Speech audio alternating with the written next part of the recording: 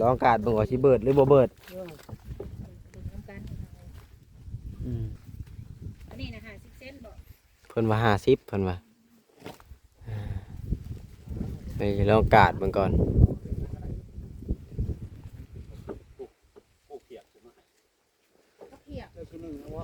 ง่ายกูว่าซิ่งก็ได้เสือกอันน่ะกูเพียงเพิ่นได้บ่ซิงเลยมันสิง่ายกว่าไม้ได้ไม้มันนะ แม่นแหละตำบนแข็งแล้วแก๊กโลงัดรถสิแม่นโอ้มันกูเพียกเนาะพี่น้อง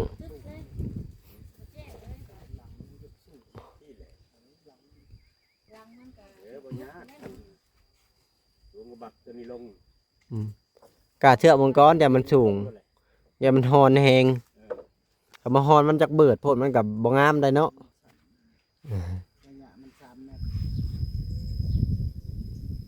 สบายดีสวัสดีพ่อแม่พี่น้อง FC เบิดสุขุสุคนบ่ว่าจะเป็นทางไทยฝั่งลาวหรือว่าจะเป็นทางต่างประเทศก็ยินดีต้อนรับเข้าสู่ช่อง YouTube บ่าวเอ็นสตูดิโอหรือว่า Facebook Fanpage บ่าวเอ็นอีกแล้วน้องพี่น้องเนาะเอาซึ่งเปิดภาพมาตอนนี้ก็ยังอยู่บ้านของไอซิงเพิ่นอีกคือเก่าน้องพี่น้องเนาะซึ่งมื้อเช้านี่ก็ทางเฮาก็ได้ย่อเฮือนย่อซานเพิ่นเป็นที่เรียบร้อยน้องพี่น้องเนาะทางบ่าวเอ็นเข้ามาก็โอ้ได้ย่อซอยสร้างน้องพี่น้องเพราะว่าสร้างนะมีแต่2คนอีกอย่างเสามันก็ใหญ่พี่น้องก็เลยย่อซอยเพิ่นเนาะหลังจากนั้นทางเพิ่นก็ย่อยกขึ้นแล้วนะพี่น้องเนาะซึ่งว่าหลังจากนี้ก็จะอัปเดตให้พ่อแม่พี่น้อง FC เบิ่งว่าเฮ็ดฮอดใช้แล้วนะพี่น้องก่อนอื่นก็ขอขอบคุณไปยังผู้ใหญ่ใจดีที่ช่วยเหลือบ่าวสิ่งหรือว่าเพิ่นให้บ่าวเงินเป็นสะพานบุญในครั้งนี้ก็ขอให้เพิ่นอยู่ดีมีแฮงความเจ็บบ่ให้ได้ความไข้บ่ให้มีปรารถนาสิ่งใดก็ขอให้ได้สิ่งนั้นสมดังมโนหวังอันตรายอย่ามาผ่านบ้านหายอย่ามาไกลเด้อทางแม่เพิ่นก็ได้แล้วก็พ่อแม่พี่น้อง FC ก็คือกันนะพี่น้องก็ขอให้อยู่ดีมีแฮงความเจ็บบ่ให้ได้ความไข้บ่ให้มีคือการปราศจากโรคภัยไข้เจ็บทุกสิ่งทุกอย่างผู้ที่เข้ามารับชมคลิปบ่าวเอ็นก็ขอให้มีแต่ความเจริญรุ่งเรืองเบิดสู่คนเอาพี่น้องก็จะบ่ยาวก็จะให้พ่อแม่พี่น้อง FC เบิ่งบรรยากาศหลังจากนี้ก็จะออกไปกินข้าวแล้วนะพี่น้องเพราะว่าตอนนี้ก็บ่ายโมงกว่าแล้วก็ยังบ่ทันกินข้าวนะพี่น้องเจ็บกระเพาะอยู่จ้อยนะพี่น้องก็คือการเจ็บกระเพาะนี่ไปหาหมอก็โอ้บ่าวเอ็นไปหลายเทื่อเลยพี่น้องมันก็บ่เซากับอีกอย่างก็คือแบบนี้แหละเนาะพี่น้องเขาเฮ็ดงานกินข้าวบ่ถึงเวลามันก็เลยเจ็บกระเพาะอะไรเนาะจักเฮ็ดจังไดเนาะพี่น้องไปหาหมอก็พอได้แต่ทุเลาแหละมันก็บ่ดีนะพี่น้องเนาะถ้าว่ากินข้าวถึงเวลาน่าจะดีอยู่เอาจังได๋ก็ฝากขอบคุณพี่น้อง FC ที่เข้ามารับชมเด้อที่บอกความโฆษณาบ่เอ็นใช่แล้วพี่น้องเนาะเอากระชั้นกะเข้าไปทางในเลยนะพี่น้องเอาพี่น้องเอ่ยกำลังจากนี่ที่เพิ่นใส่คือคอซองแล้วเพิ่นกะจะใส่ดั้งนะพี่น้องใส่ดั้งเพิ่นก็ต่อดั้งขึ้นแหละหลังจากนั้นเพิ่นก็ใส่ไม้อกไก่นะพี่ใส่ไม้อกไก่แล้วก็ใส่ซีญัวนะพี่น้องใส่ซีญัวใส่ข้าวแล้วเพิ่นก็จะย่อยกซองเสาตัวนั้นขึ้นนะพี่น้องแล้วก็เฮ็ดให้มันลงให้กลมกลืนกันนอนเพราะว่าตอนนี้เพิ่นสิไหลตัวนี้ว่าสิเอามันเบิดจำใดนะพี่น้องโมเดิร์นมันนะว่าจะเอาเบิดต่ำหรือเบิดสูงนะหลังจากนั้นเพิ่นไหลมาถึกกันแล้วเพิ่นก็จะเอาซักลงตัวนั้นนะพี่น้องตัวที่ต่อออกอะไรเนาะหลายๆคนก็คอมเมนต์เข้ามาว่าอยากให้ปูอันนั้นนะพี่น้องก็คือการปูเอาท่านหน้ามันก็ว่าเรื่องงบประมาณมันบ่มีงบประมาณบ่เอ็นก็เลยว่ากับผู้ใหญ่ใจดีหรือว่าทั้งแม่เพิ่นว่าเฮ็ดจังซี่เนาะแม่แบบว่าบ่ได้ต่อออกบ่ดังฟืนดังไฟอย่างเพิ่นนั่นแหละถ้าว่าเฮาเฮ็ดมุงเอาเบิดพัดจะได้เฮ็ดบ่ดังฟืนดังไฟก็สิเสียหลายเทื่อเนาะพี่น้องก็เลยเฮ็ดแบบเรียบง่ายเพราะว่าทั้งบ่าวซิงเพิ่นนี่ก็อยู่คนเดียวแหละพี่น้องเฮ็ดพอได้อยู่พอได้เช่าเพิ่นก็ถือว่ากว้างนะพี่น้องเอ้ย4x3นี่เนาะคือมาทางนี้นะ6 เมตรนะพี่น้องไปทางนั้น4 เมตรห้องก็ถือว่ากว้างเดี๋ยวจะให้เบิ่งห้องมันก่อนหลังจากที่เพิ่นวางแบบไม้ตรงๆเป็นรูปเป็นร่างเล็กๆน้อยๆก็ถือว่ากว้างลายเด้อพี่น้องเอ้ยบ่แม่นว่าบ่กว้างเด้ปุ๊ทางเพิ่นก็เข้าอยู่ห่มเพิ่นเลยนะพี่น้องเพราะมันแดดบ่ายโมงกว่าๆเนาะทางบ่เอ็นก็ยังบ่ทันกินข้าวอันนี้ก็คือไม้จ้ายนะพี่น้องเสานี่ก็ใหญ่คักเพิ่นก็โอ้สร้างรุ่นนี้ก็ถือว่าเฮ็ดแบบเรียบเนียนนะพี่น้องวิธีการบากเสาของเพิ่นนี่นะพี่น้องเพิ่นจะบ่ให้มันรวมเนาะเพิ่นต ตอกให้มันแน่นเลยเพิ่นบ่ให้มันรวมเลยคู่เสาเนาะพี่น้องเพิ่นจะตอกเขานี่ตอกเขาจนมันจักแตกเนาะพี่น้องมันก็หลังจากนั้นมันก็บ่โยกมันบ่โยกถ้าว่าเฮาตอกแน่นถ้าเฮาตอกบ่แน่นมันก็อาจจะโยกนะพี่น้องอันนี้ก็จังหน่อยเพิ่นก็วางตรงคือตรงนี่จะถึกอยู่6 เซนนะพี่น้อง6 เซนนี่แหละเนาะพี่น้องเพิ่นจะเฮ็ดแบบครบเก็บทุกอันเลยนะเพิ่นจะขีดไว้อันนั้นก็ขีดไว้ฮอดใส่เนาะพี่น้องนี่แหละนี่เนาะพี่น้องใส่ดั้งมันดั้งเพิ่นก็ตอกคือเด้นี่แล้วก็ตอกในกลางพร้อมเนาะหลังจากนั้นก็บอลเอ็มหน้านี่ก็อาจจะเอาเม็ดแป้นมาเอ็มพี่น้องพอผลจะประสาทเขาแต่ว่าเฮาเอ็มคือการมุ้งนี่เพิ่นจะมุ้งก่อนนะพี่น้องเพิ่นจะปูตามหลังก็ได้ให้เบาซิงส้นผมส้นฝนเนาะถ้าเฮามุ้งแล้วมีแต่เอาไฟตังมาอ้อมทางนั้นอ้อมทางนั้นอ้อมทางนอนอยู่ตารางได้ก็คล้ายกว่าตัวนี้นะพี่น้องอันนี้มันหัวลงมาทางเทิงเนาะมันจะหัวลงทางเทิงนี่เลยเนาะพี่น้องมันหัวลงเพิ่นก็ฮือขึ้นเนาะพี่น้องเพิ่นก็เอาอันนี้ผมเพิ่นเอาไปตากมันเปียกเนาะพี่น้องว่านี่ก็เฮ็ดในคลิปบ่าวซาลีขัวปลูกผลหมากรากไม้หมักถั่วหมักแตกนั่นนี่แหละนะพี่น้องเฮ็ดนานพักปลูกนานพักยามนี่ต้องบ่ให้มันถึกฝนเนาะพี่น้องถ้าว่ามันถึกฝนนี่มันจะเปื่อยเนาะคือบ่นี่ก็ทั้งพ่อเพิ่นว่าถ้าว่าอยากปลูกก็ฟังเพิ่นอนุญาตให้ปลูกพังได้ดินเพิ่นเนาะพี่น้องเพิ่นบ่ได้ว่าหยังเดี๋ยวว่าหลังจากนั้นก็บ่เห็นก็จะแนะนำเพิ่นนี่แหละเฮ็ดนี่เนาะพี่น้องโซลาร์เซลล์เพิ่นก็ออกมาตากไว้กลางคืนเพิ่นก็ออกเข้าไปไว้อยู่ในพี่น้องประเด็นคนหลักคือตอนแรกแหละเนาะพี่น้องเอาเข้าไปไว้อยู่ในพุ่นแหละทางสร้างก็เริ่มลงมืออีกแล้วหลังจากที่เพิ่นกินข้าวกินน้ำแล้วเนาะพี่น้องทางบ่เอ็นนี่ก็ยังบ่ได้กินเนาะเคียงบ่สิ่งไว้ผักลาบนะพี่น้องเพิ่นเก็บมาไว้ ทางเพิ่นก็นั่งอยู่บ่สิงสบายดีบ่สิงพี่เอามาพี่คนใหม่ขึ้นประกาศทางเพิ่นแน่คนใหม่48และกาดขึ้นพุ่นแหละดังใครกว่านั่งอยู่ซื่อๆเนาะให้เพิ่นคนใหม่ออกใส่เข้าก่อนคนออกไปซอยเพิ่นโลดคนขึ้นอันนี้จะเป็นตรงเนาะพี่น้องไม่ตรงตัวที่ทางพ่อเพิ่นก็นี่แหละเฮ็ดดังอยู่เนาะพี่น้องคำเฮ็ดช่างเฮ็ดไว้ก็ได้ขึ้นอยู่ไว้ได้นี่สร้างเฮ็ดช้าก็ได้ขึ้นอยู่ช้าได้นี่อากาศเกินแม่และเพิ่นก็โอ้จากดำนาพ้นดีเท่าดีเข่าหน่อยสร้างจากป้าเพิ่นเล่นนี่เนาะแม่และแต่ก็ขายอยู่กล้าเพิ่นยังน้อยกล้าเพิ่นใหญ่นี่ก็โอ้ยใจหนึ่งอยากเฮ็ดแน่ใจหนึ่งบ่อยากเฮ็ดแน่เพิ่นแหละ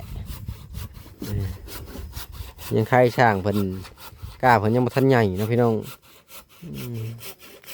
มื้อแรกนี่อาจจะเป็นรูปเป็นร่างเนาะหลังจากนี้บ่แอนก็จะออกไปกินข้าวกินน้ำสิกลับเข้ามาเบิ่งอีกเนาะพี่น้องน่าจะเพิ่นใส่ดั้งเพิ่นแหละถ้ากลับเข้ามาบัดนี้เนาะ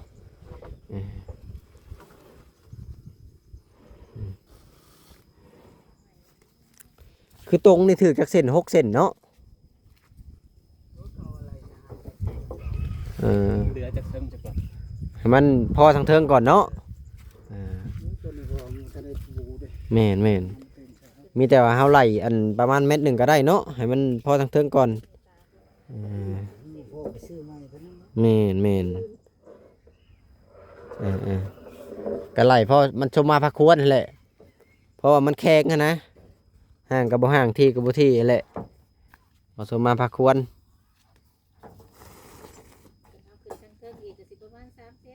แม่นเพิ่นอยากให้เทิงก่อนเนาะไม่น่าชีพเนี่ยเพิ่นอยากให้ทางเทิงก่อนใส่ข้าวมันก่อน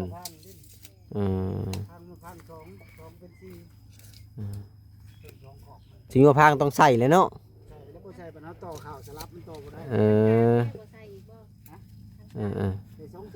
ต้องมาสิงกันนะพี่น้อง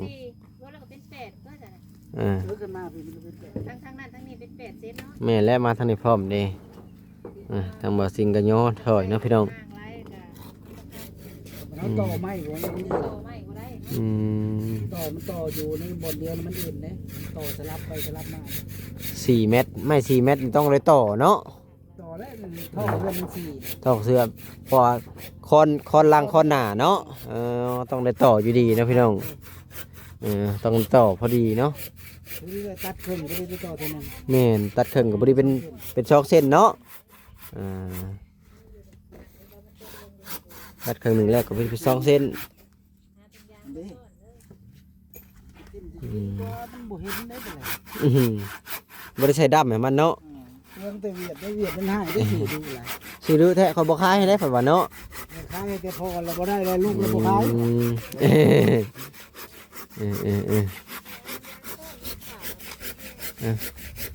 พี่น้องเอ้ยอัปเดตให้เบิ่งไปฮอดใจให้แหละ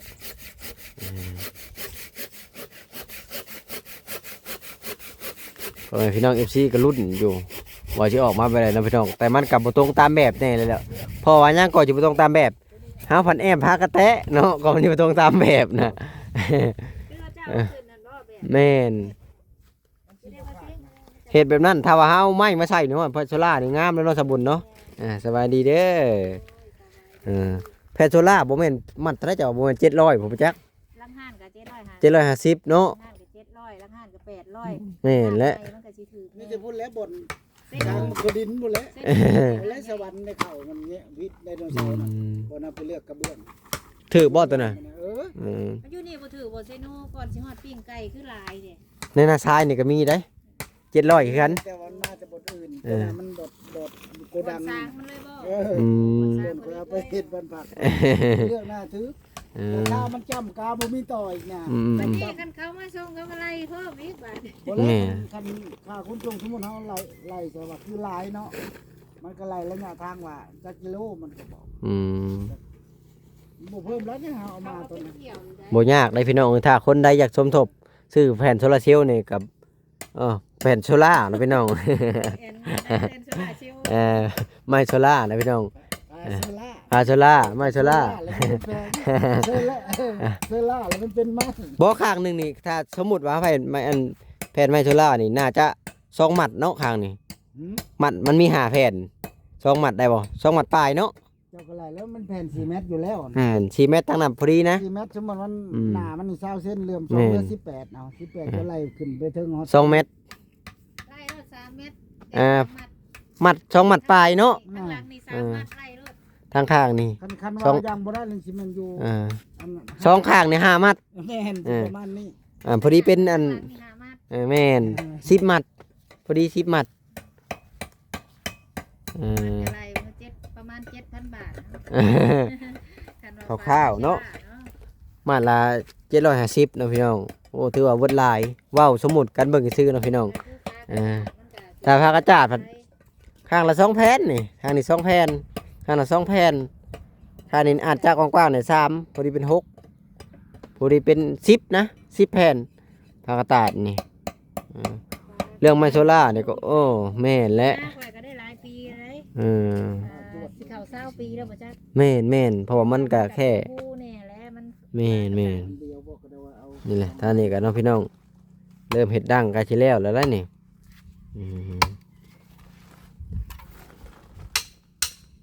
ดังแหละใส่อกไก่เนาะใส่อกไก่นั้น1ก็พอแล้วเนาะอกไก่นะพี่น้อง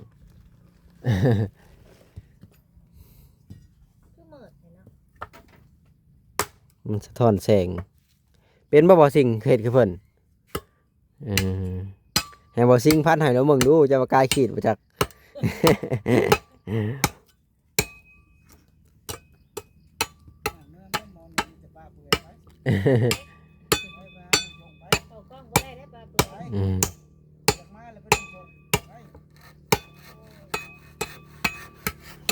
ส่วนที่เรือเอามาเพิ่นก็จะตัดมาเฮ็ดดังเนาะพี่น้องส่วนที่เรือมันตัดออกมาเฮ็ดดังเพราะว่าทางเฮาบ่ได้ปูเด้บ่ได้กินไหลแล้วบ่ได้ปูก็แค่มีแต่มุ้งออกมานี่แล้วก็เฮ็ดขี้ไฟเฮ็ดห่านหิ่งอยู่นี่เนาะพี่น้องสุดท้ายแล้วนี่ก็ได้เฮ็ดคันได้ขึ้นคือเก่าเนาะพี่น้องมันก็เรือบักสูงนั่นแหละนี่บ่แม่นเรือเม็ดเท่าไหร่นี่จนจะเพียงเม็ด30เนาะฮะเม็ด1ก็มานี้เม็ด20เม็ด30เดือยก็ จะมาแก้ว เออ เรื่อยๆไปมายู่เดี๋ยวก็เยอะเพิ่ม เศร้าหอบอยู่แล้วเนาะ คือนั่นค่ะ อืมคือเลื่อยนี่เพิ่นว่าให้ค่อยๆเลื่อยได้เพิ่นเดาเลื่อยแห้งมันก็บ่ได้ลงไว้เพิ่นว่าซ้ำเก่าเออเบิดแห้งก็ถือกันเลื่อยค่อยก็ซ้ำค่อยเลื่อยแห้งก็ซ้ำแห้งกันเก่า ของแก้วมันทำให้กินได้สำนั้น บ่บางคนก็ยกตัวอย่างบ่เอ็นเลื่อยบ่เอ็นอยากยู่ใส่เลยเด้ โอ้ยบ่ได้ มันก็กินซ้ำเก่ากินให้มันกินได้บ่แม่นรถเนาะเร่งเหยียบแห้งมันจังอยู่ไว เล่นไว้กับมันเหยียบตอนนั้นมันก็คุ้งจำได้เหยียบลงไปก่อนคือเก่า หลังจากนั้นเพิ่นก็จะตัดเอาอีกเนาะพี่น้องสองอันนี่เอาลงมาเฮ็ดดั้งมันสองอันนี่เนาะพี่น้องเออนี่แหละ มันจะเทิงกระทั่งแล้วบ่นั่น อืม บ่ได้จงว่าเหยียบเลยยังบ่ยังน่ะบ่ตีหันตีนได้ง่ายบ่หมายกันบ่ทันนั้นนะใช่ยังแล้วเฮ็ดห่างให้มันเทิงมันแล้วได้บ่บ่ได้เด้ บ่พอได้การใหม่เนาะ ถ้าเฮาได้ใจได้ยังบ่โอ้ยเพราะว่า แม่นและป้าแม่ก็ได้บ่ได้อัดหน้าอันนั้นอีกเด้บ่ได้เพราะว่าอัดหน้านี่ใส่อัดบนโฟนฟ้าอีกเด้เนาะบ่ได้ง้อยได้จังได๋ได้เห็นห้านี่เด้นี่เออ จังสิได้ก็บ่คันเฮาย่อไม้แล้วโตยื้อเอาสิบ่ปัญหา อืมบ่ต้องอัดทวานมาให้แล้วจะได้เห็นห้านคืออีกเนาะเออ เบิ่งคักแล้วว่าตกอยู่บ่ ตรงแล้วบ่ มันตกแล้วเอาไปดีเด้อ ดินมันอ่อนไปแล้วหรือมันเซ่นั่นไหนแม่ มันก็ยึดกันไว้เลยเนาะพี่น้องอืม ตัวกลางมันนี่บ่บักบ่ เอาลองใส่มึงดูดังนะ เพราะว่ามึงตีครบมาเลยดีกว่าตีสองอันแนบเอา สิเบิ่งว่าเพิ่นสิเอาขึ้นทางใดทางใดพี่น้อง อ่า ทดสอบ ลองทดสอบลองแปะเบิ่ง มันสิโอเคบ่มันสิเบิดบ่เพิ่นลองเบิ่ง แล้วไม่สิเป็นอาการนั่นน่ะเพิ่นขึ้นเหยียดสิบ่ เพิ่นเหยียบเอาสักช่องคำเช่นได้ขึ้นเหยียบนะเส้นหนึ่งว่าบ่อยากเชื่อใจว่าได้บางทีถึกไม้ตามันเด้ คนนักตัวไม้ได้เนาะ แม่น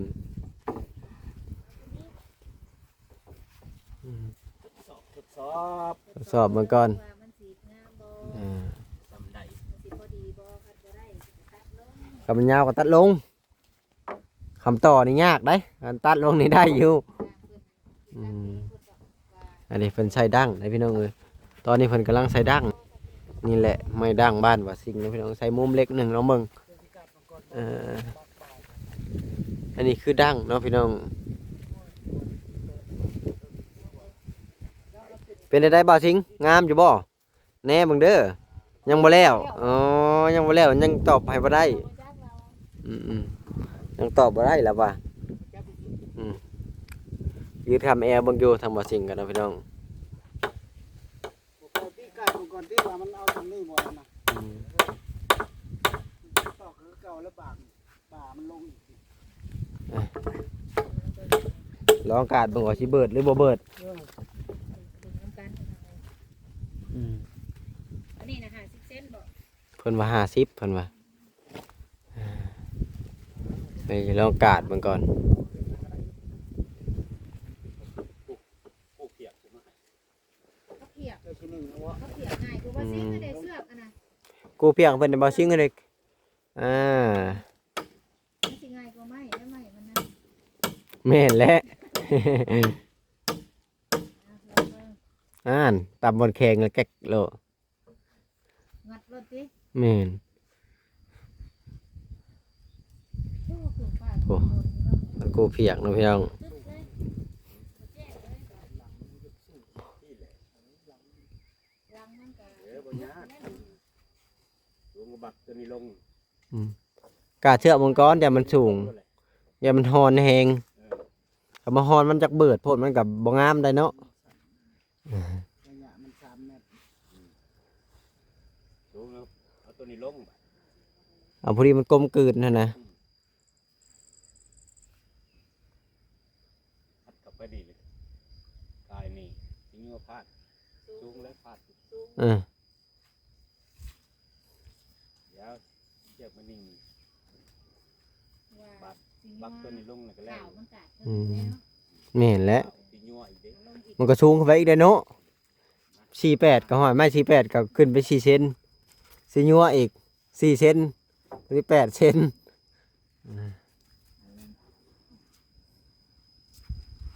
เป็นยากใจ มันสะท้อนแสงได้ทางนี่ เนาะ แม่น ทั้งคุณบ่สะท้อน บ่สะท้อนแต่มันแบบบ่ถือข้างสร้างเฮ็ดบัดนี้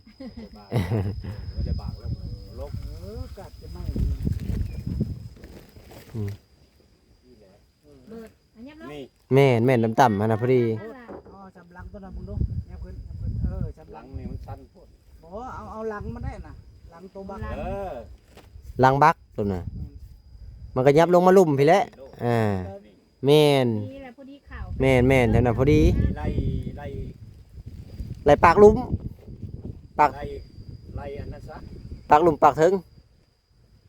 ไล่สิยัวนี่ อ่า เอาลงมาบ่ะ อ่า ลงแค่10เซนพอดีเนาะ พอดีใส่ไม้ใส่อันนั้นแล้วให้มันตกอยู่บนหั่นปากถึงอ่ะพอดีเนาะ ไล่สิขัดมันน่ะ ใส่ไม้ใส่อันนั้นมุงแล้วตกจังน่ะ พอดีรังคาเลยตัวนั้น อ่า อันนี้คือหลังรถ คำนี้ลังเลยลังซีเลยสำนี้พอดี มันจะขันยายเข้ามันก็น้ำกันขึ้น คำว่าเจ้าไล่สำนี้ย้ายเข้ามันจะแรงหนึ่งไปอีก บ่แล่นก็บ่น้ำก็แล่นน้ำกันเพราะว่ายายเข้า แม่น จำนี่แล้วเขาก็พอดี พอดีบ่ หลังไม่เอาไก่ อืม มันเทิบแล้วมันเป็นจังห ลั วะ งไก่มันก็ยัวมาได้นำขึ้นมากับพี่ที่เก่า แม่นแล้วมันนำกันขึ้นไป มาเบิดนี่ตัวจกอันยับลง เอาพอดีรังมันบอลพักเทิง อย่ามันงามนี่ แม่น แม่นกำลังพักหลุมพอดี ตัวนั้นน่ะ เอาแม่นมาดูสิ ยิงแม่นให้เพิ่นนำมาสิง พอดีงามเลยน่ะ มันสิตกอะไรเลย จะว่าได้บ่แอน แม่น พอดีงามเนาะ อย่ามันเบิดแห้งเท้าขึ้นถึง พอดีงามเพื่อข่าวมันขึ้นพอดีต้องปาดเทิง ไล่แต่ข้าวที่ซื้อขึ้นตัวนี้บ่ต้องไล่ยังไล่ลงมาเบิด แม่นแม่น ขึ้นเทิงเลยใช้ข่าวแค่4เซนเท่านั้นงามแบบสร้างเพิ่นขึ้นเบิ่งเพิ่นแต่ว่างาม ข้าว เพิ่น มัน แต่ ก็ ว่า น้ำขึ้นเบิดแล้วเพราะว่าข้าวมันสี่มันขึ้น ว่าได้แล้วกันจะลองกันมาฮู้นะยับมาบักหลาจะได้ไหมที่ต้องกินหัว เอามาอยู่นอกไว้พี่เอามาอยู่พี่ไว้ เข้าไปอยู่ อย่าขับไปอยู่หั่นนะ ที่มาอยู่พี่ เอาออกจะไปนั่งโยมไปจนไม่ตกแต่จะไม้แตกไปเลยกันนะ ตามว่าสิ่งว่าเป็นจะได้หรอยังบ่ฮู้เลย ยังบ่ฮู้เราอ่ะยังบ่แล้ว ความร้ายแล้วว่าสิ่งเนาะ ก็ให้เพิ่นท่ายืนนั่นยืนนี่ให้ทั้งสร้างให้แล้ว เพิ่นอยากได้หยัง เพิ่นอยากได้หยังก็ยืนให้เพิ่นพอเพิ่นลงจุดขึ้นจุดเพราะว่าเฮาก็อยู่ซื่อๆกันยืนให้เพิ่น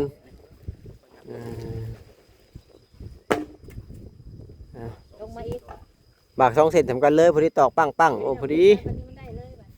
เวลาตัวตึกตำรวจเบิ่ง สำรวจเนาะพี่น้องพอดีได้บ่ต่ำบ่สูง วันนี้บ่ต้องยังบัดนี้ตัดขึ้น3วันเลยบัดนี้ แม่นแบบกลมกลืนเลยนะบ่สูงบ่ต่ำ พอดีงาม พอดีงาม พอดีงามแล้ว งามอยู่บ่สิงเขาบ่ย่างเลยให้สร้างย่อลงตั้งใหม่มันแล้วพุ่นบ่ตอนนี้ยังบ่ฮู้ว่างามหรือบ่งามยังซ้ำไหนตอนนี้ได้จักเปอร์เซ็นต์งาม ได้แล้วบ่5%เลยยังบ่ได้ ก้าวบด ก้าวบ่ถึกไผมาน่ะจะเบิ่งดูไผขี่รถมาดูน่ะนะ จื้ออยู่บ่ จื้อบ่จื้อผู้นั่นน่ะนะผู้นั่นน่ะนะบ่แม่นบ่ผู้นั่นน่ะนะแต่ว่าหั่นน่ะผู้ฮู้อยู่นะแต่ว่าว่าเป็น